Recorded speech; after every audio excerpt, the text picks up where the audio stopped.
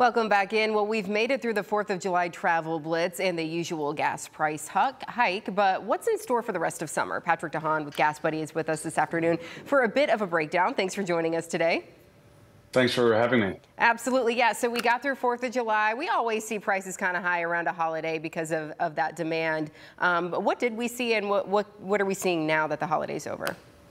We did see a little bit of a bounce up here in the lead up to July 4. Gas prices shot up in some areas to the upper 360s, the 370s, but prices have started to recede yet again. Average gasoline prices back below about 340, closer to 330 a gallon right now across Toledo. That is a little bit higher than last year at this time, about 13 cents. Now, where we go for the rest of the summer is really more of an answer or a question to Mother Nature. Will we see more disruptions? Hurricane Beryl, obviously the first or earliest Category 5 storm we've ever seen in the Atlantic.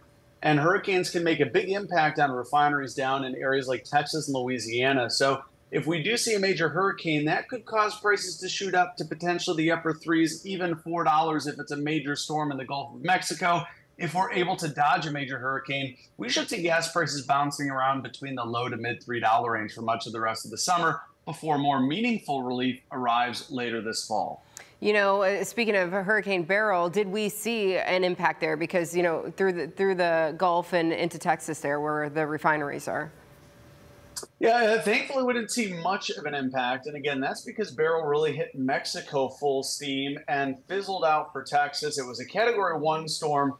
Primary issues there were tremendous rain and flooding, but thankfully it spared most refineries. It did lead to some pipeline disruptions, but a lot of the story for Beryl in Texas has been power loss, which is something that with time certainly can heal. The issue usually is fuel disruption with some of these hurricanes. Thankfully, refineries didn't really have to shut down, again, because it was a lower level storm. The storms that we really look at for potential impacts are those that could be Category 3 or stronger on landfall. Those are really the storms that can lead to tremendous flooding and wind damage and long power disruptions. Yeah, unfortunately, our meteorologists here have forecasted a very busy, what could be a very busy hurricane season for the United States. So with that early start with Beryl, I mean, fingers crossed that we won't see a super busy season. But the likelihood there, as you mentioned, if that is the case, we could see prices around $4 a gallon. Well, again, potentially with the perfect storm, it would have to lead to, certainly a very rare type of weather event, especially aiming for areas between New Orleans and Houston. That's where a lot of the nation's largest refineries are.